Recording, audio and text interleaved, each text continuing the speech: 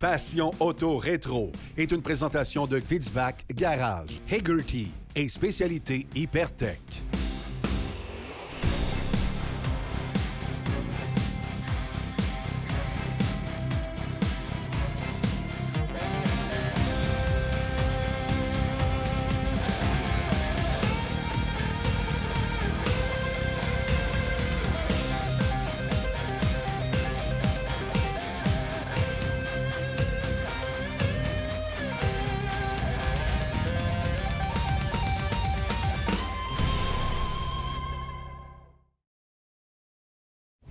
Bonjour à tous, bienvenue à Passion Auto Rétro. Aujourd'hui, c'est de Saint-Georges-de-Beauce qu'on vous présente l'émission. Cette semaine, on souligne le 60e anniversaire de la Mustang avec Mathieu Zizka.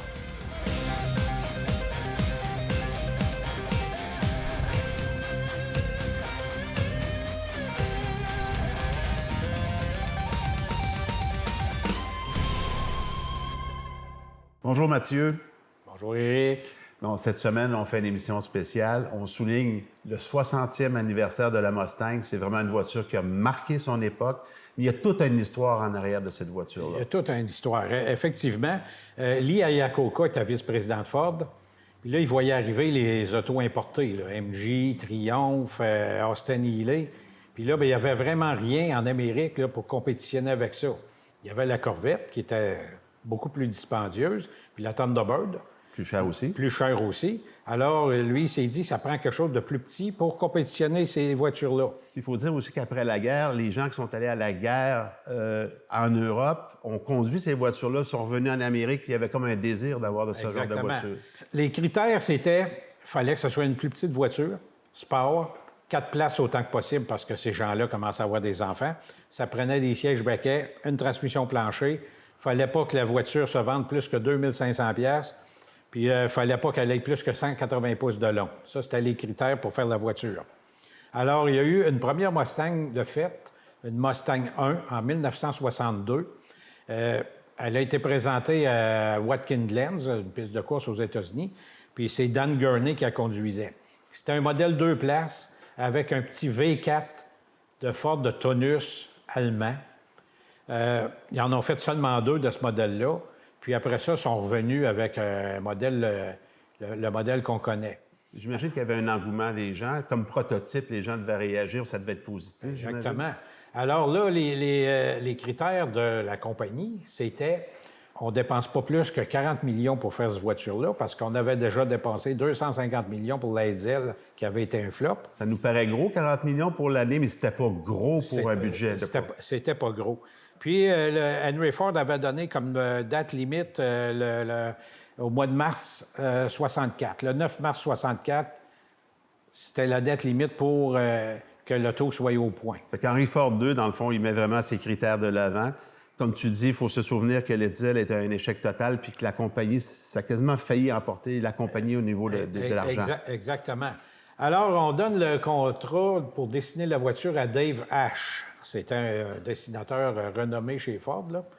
Et puis, on s'est servi de la base de la Falcon familiale, évidemment, pour sauver de l'argent. Puis, on a utilisé les mêmes moteurs que la Falcon aussi. Alors, un 6 de 170 pouces cubes, puis un V8 de 260 pouces cubes.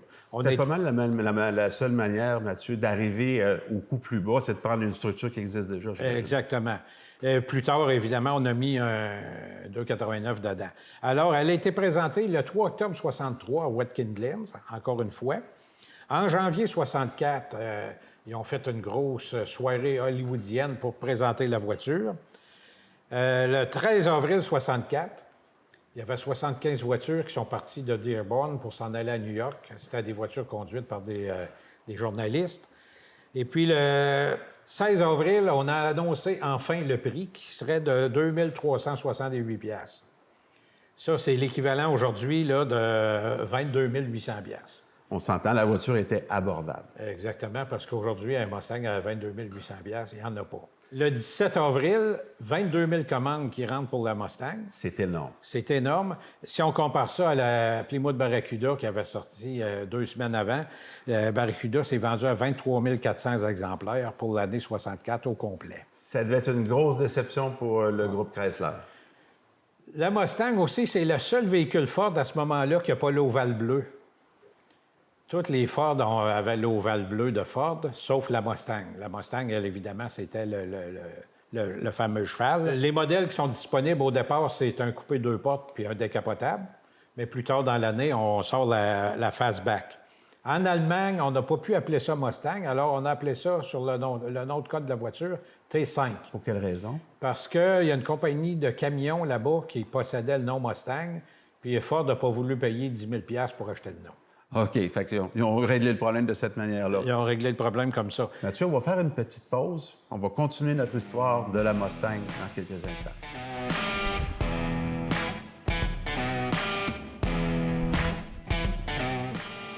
Mario, lorsqu'ils ont décidé de laisser passer du trafic automobile, donc sur une voie, bien, il fallait bien sûr des signaleurs pour pas qu'il y ait de face-à-face à ce moment-là. Bien oui, on a eu deux choses. On a eu les signaleurs, puis après ça, on a eu les surveillants du pont. OK. C'est pas tout à fait le même travail. On va d'abord s'attarder aux signaleurs, parce que c'est quand même un peu drôle.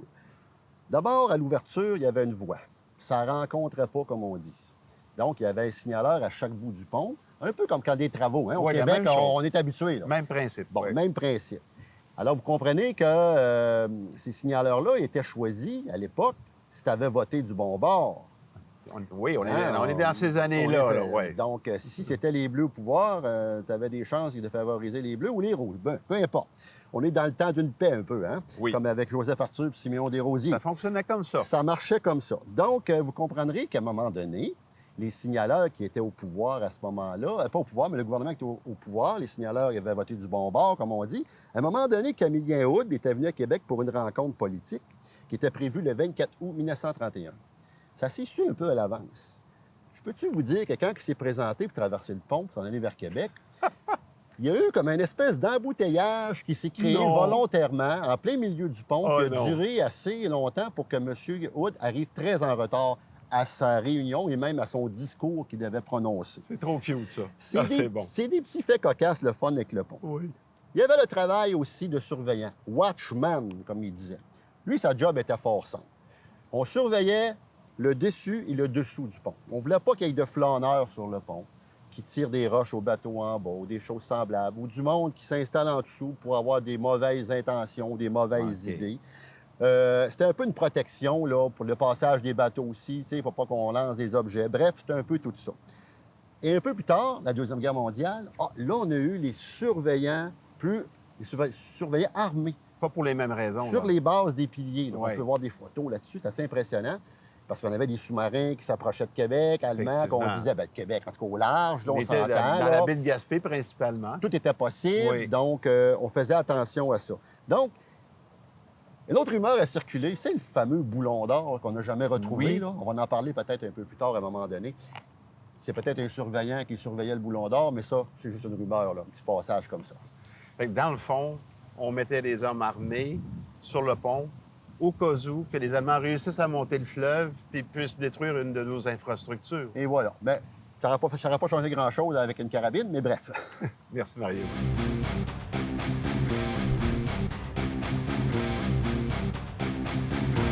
La question-réponse est une présentation d'Uniplus Network, la référence pour les pièces de voitures de collection. D'où provient le nombre 350 de la Mustang GT 350?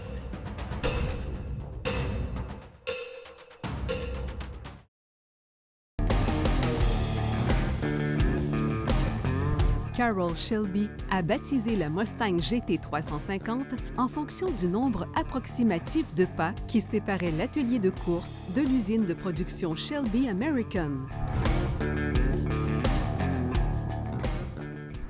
Les conseils du pro est une présentation de Fitzbach Garage, votre atelier mécanique pour voitures anciennes.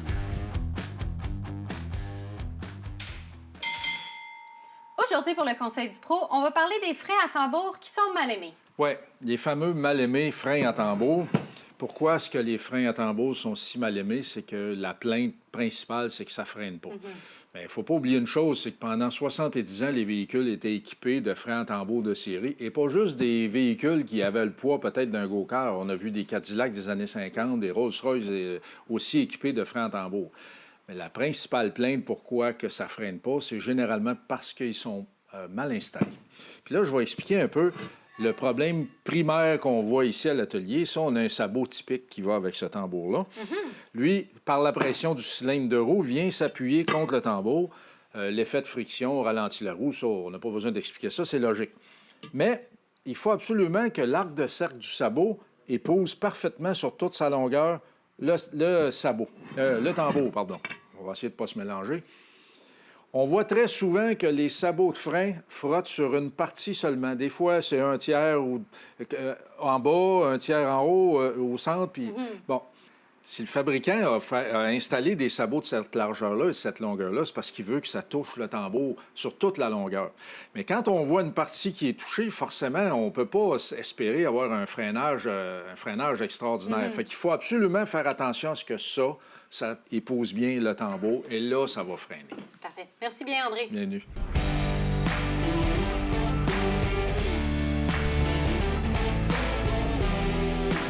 En début d'émission, on a brossé un peu le tableau du début de la Mustang. J'aurais une petite question pour toi. Le fameux 1964,5, est-ce que c'est réel ou c'est les gens qui ont tout simplement appelé ça comme ça? Il n'y a jamais eu... Ça n'a jamais été immatriculé 64. Toutes les Mustangs, à partir du début, sont immatriculées 1965. La 64,5, c'est au début, il y a eu des petites variantes, là, comme le tableau de bord, c'était un tableau de bord de Falcon. Le 289 est arrivé un petit peu plus tard aussi, mais les Mustangs, c'est tous des 65. OK. Du fabricant. Du fabricant. Ensuite de ça, il y a eu, ça a été le Pace Car aux 500 000 d'Indianapolis. La compagnie en a fabriqué 185. Aussi, il y a eu des Mustang Hertz pour la compagnie de location. Eux autres, en voyant le succès de la Mustang, ils ont dit que ça nous prendrait des Mustangs qu'on peut louer. Alors, ils ont fait 999 Mustang Fastback Hertz. OK, ça doit être une voiture assez rare aujourd'hui. Il y en a eu 999 et il doit pas en rester beaucoup du tas. Ensuite de ça, là, en 67, on change de modèle. On arrive avec un modèle un peu plus agressif. Là, le fameux 302 arrive. On a encore les mêmes modèles, coupé 2 portes, décapotable et fastback. Mais là, fort de plus d'argent, il a fait un succès, il a fait des profits, là, il peut investir plus sur la Mustang. Puis là, ça devient tranquillement, c'est plus un poney car, ça devient un muscle car. Alors, puis dans les années subséquentes, c'est la même chose. 67, 68, c'est pareil. 69, 70, c'est la même chose. Mais là, on arrive avec des 428. Là.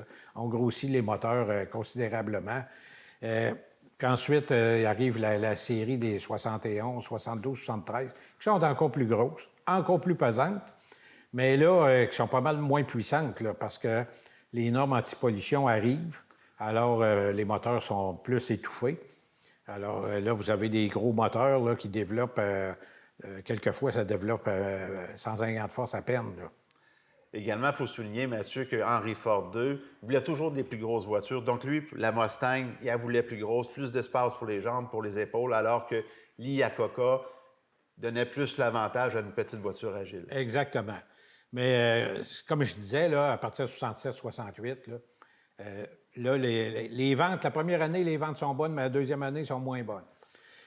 Pour donner un exemple, en 67, 68, en 68, les ventes sont rendues à 317 000. En 70, ils sont rendus à 191 000. Oh, c'est moins intéressant. Puis en 73, ils sont rendus à 134 000. Fait que là, c'est le temps de renouveler quelque chose. Là, évidemment, il y a moins d'attrait pour ces véhicules-là. Ils sont moins beaux, à mon avis. Là. Les premiers modèles étaient beaucoup plus beaux. Alors, là, c'est le temps d'arriver avec de quoi de revenir aux origines.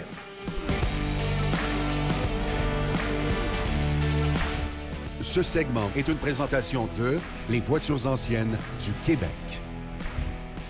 Voitures anciennes du Québec possède un site Web, une page Facebook ainsi qu'un groupe Facebook. Sur le site Web, vous pouvez trouver toutes les informations pour nos activités ainsi que les procédures pour vous abonner.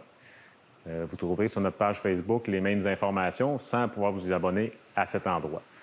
Sur le groupe Facebook, qui est relié à la page, vous pouvez échanger, discuter, partager des photos avec d'autres passionnés comme vous. Pour plus de détails, consultez-les.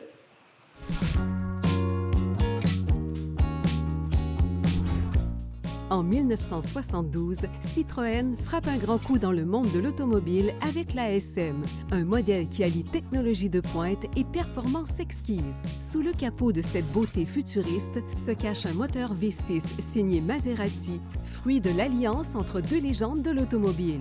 Avec ses 170 chevaux, la SM offre une conduite fluide et sportive, un mélange parfait de puissance et de raffinement. Son design avant-gardiste, avec ses lignes aérodynamiques et ses phares pivotants, reflète la vision innovante de Citroën.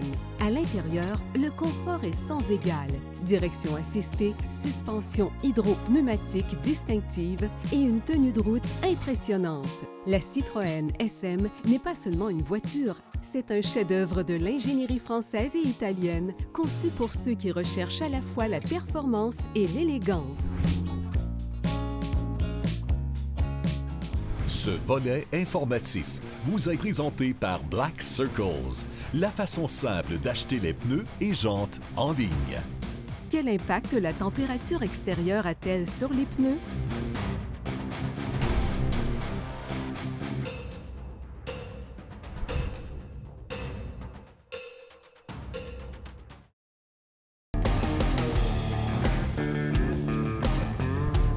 Réponse D. Un pneu plus chaud offre plus d'adhérence et s'use plus rapidement.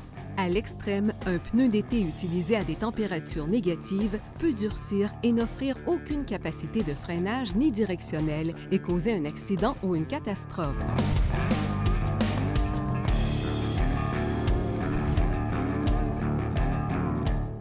Le temps des fêtes approche et souvent, on ne sait pas quoi offrir comme cadeau à notre entourage. Pour les maniaques de voitures et de mécanique, Marc, c'est vraiment le paradis ici. Bien oui, bien bienvenue encore une fois chez Merci, Passe-Temps Marc. 3000. Puis oui, les fêtes arrivent, puis vous savez, chez Passe-Temps 3000, du stock, on a en masse. On ne dira jamais assez, mais les gens qui viennent ici pour la première fois sont toujours éblouis de voir la marchandise. Vraiment, on a pour tous les goûts. Ouais.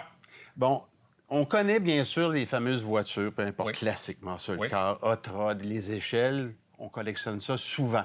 Mais tu as beaucoup plus que ça ici. Oui, bien écoute, on a naturellement les voitures à l'échelle 1,18 que, Ouais. je vous dirais, monsieur tout le monde collectionne depuis des années, mais il y a d'autres collectionneurs.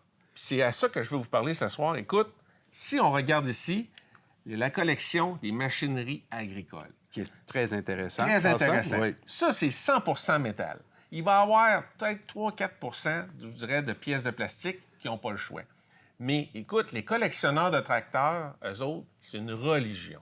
Ils viennent ici chez Passe-Temps 3000, puis écoute, ils savent un Farmall 1935 avec les roues étroites, une roue en avant, tu sais, pour différents champs, dans le temps qu'ils faisaient le travail à la ferme. Fait que ça amène à des produits qui sont doublement plus lourds Oui. qu'une voiture de collection 1,18, mais avec des beaux détails de tracteurs, ils ont tout fait. Le moteur, ils ont tout mis. On sent la qualité dans le poids quand Oui. on le regarde. Les détails sont là. Ouais.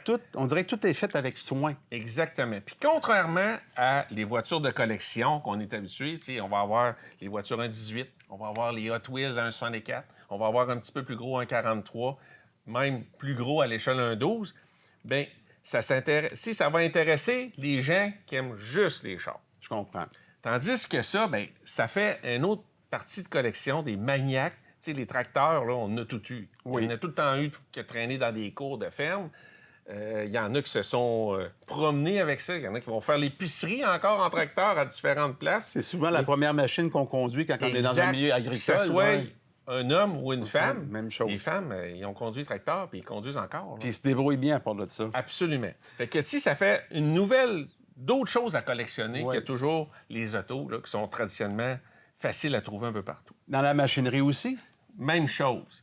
Écoute, tu prends ça dans tes mains, les machineries de C'est construction. pesant. Là, je peux vous dire du que beau c'est stock. pesant. là. Ouais. Puis si on regarde, ils ont fait tout, ils n'ont pas lésigné ces détails. Tout les est là. clôtures, les gardes, les cylindres, tout est articulé. Les gens qui vont s'intéresser à ça, en fait, ce que je veux dire, c'est surtout les gars de construction, naturellement, Oui. les propriétaires de business, tu sais, qui vont se faire un beau bureau avec les belles machines que bien souvent ils ont dans le cours. Puis, ça fait une jeunesse aussi. Parce Oui. que si on en regarde sur les chantiers, que ce soit ici à Québec ou peu importe, bien, il y a beaucoup de jeunes qui travaillent sur les machineries. Absolument. Fait que eux vont préférer collectionner la machinerie, que ce soit Caterpillar, John Deere, peu importe, bien, il y a tous les modèles. Puis encore là, dans cette série-là, l'échelle est importante, c'est toujours du 1,50. C'est standard. C'est standard. Tandis que tantôt, on parlait des tracteurs, bien, c'est à l'échelle 1,16. Fait que tu aies un tracteur gros comme ça ou petit, bien, il va toujours être à l'échelle 1,16. Parfait. J'aimerais que tu me parles de cette voiture-là, qui est une belle voiture traditionnelle. Une autre idée de collection. Ouais. Tu sais, c'est beau, c'est plus gros, Ouais. c'est full détail, mais ça, c'est radio-contrôle. OK. Fait qu'écoute, les gens qui collectionnaient les 1,18 puis qui voient cette catégorie de voitures radio-contrôle-là, bien, ils capotent.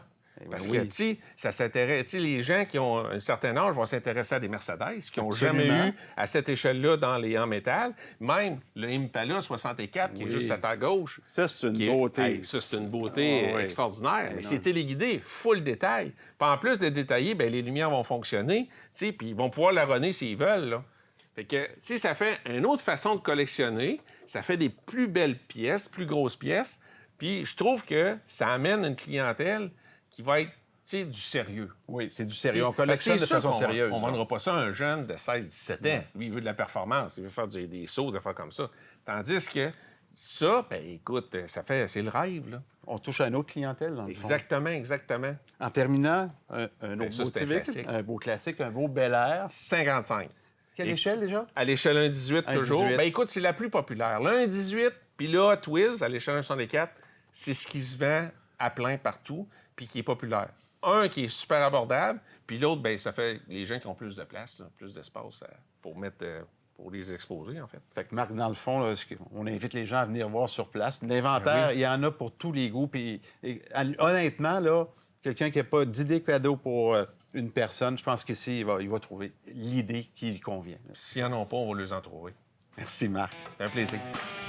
Ce segment vous a été présenté par Passe-Temps 3000, le plus vaste choix de jeux et de jouets pour petits et grands.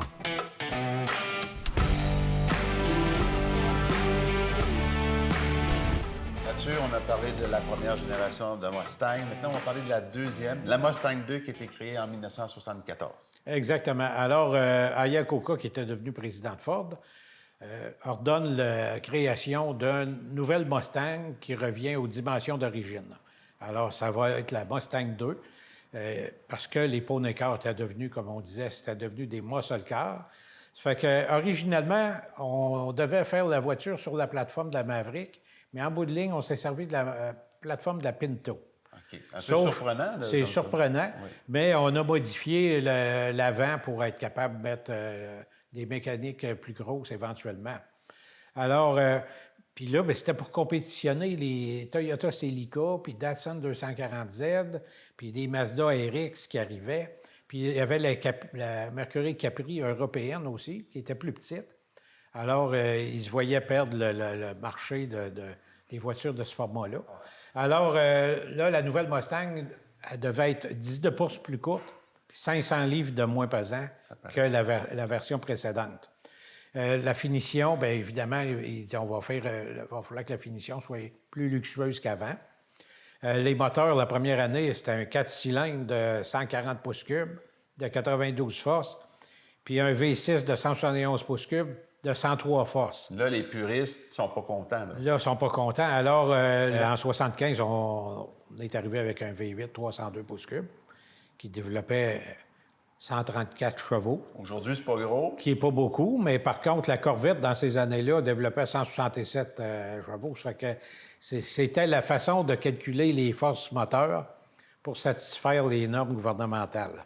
Puis l'autre affaire qui a aidé au grand succès de la Mustang 2, c'est la crise du pétrole. Bien, ça a coïncidé avec la sortie de la Mustang 2. Là. Quand l'ordre a été donné de rapetisser la Mustang, il n'était pas question de crise de pétrole. Là. Mais c'est arrivé au moment où la Mustang 2 est sortie, alors ça a été un grand succès. Donc, Iacocca a comme eu une bonne vision encore, comme il l'avait eu pour la Mustang précédente. Exactement. En 1976, ils ont sorti une version Stallion qui était... en fin de compte, qui était un groupe d'apparence, là, parce que c'était pas mécaniquement, il n'y avait pas de différence. En 1977, le T-Top est arrivé dans la Mustang 2. Puis il y avait également, en 1976 aussi, on avait sorti la Cobra 2. OK. Mais en 78, là, pour la dernière année modèle, c'était la King Cobra, comme celle qu'on a en arrière de nous. C'est un véhicule, d'ailleurs, qui est très rare, qu'on voit très peu. On n'en voit pas. On n'en voit pas. Il s'en est vendu 4313 de ces Mustangs-là. Mathieu, il faut également souligner l'importance de Carroll Shelby dans l'histoire de Mustang. Bien, exactement, avec les Shelby 350, GT500. En fin de compte, c'était des véhicules pour la compétition.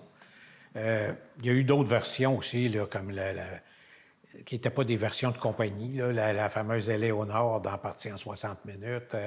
Il y a eu la Bolide. Et quand ces véhicules-là passent dans des films, là, ça ravive toujours l'intérêt. Ça garde l'intérêt pour ces voitures-là. En terminant, Mathieu, j'aimerais qu'on remercie les gens qui nous ont permis de tourner ici avec cette superbe voiture. Oui, exactement. Alors, ce sont mes amis Jean-Paul Quirion et Rénal Quirion qui nous ont reçus gentiment dans leur garage à Saint-Georges pour nous présenter ces voitures-là. La Ford GT 350 qu'on a vue tout à l'heure, là, la Mustang, et puis la King Cobra qui est ici. Un gros merci, Mathieu, pour nous avoir expliqué cette grande histoire qui est l'histoire de la Mustang. Gros merci. Les voitures de la semaine vous ont été présentées par Uniplus Network et Hagerty.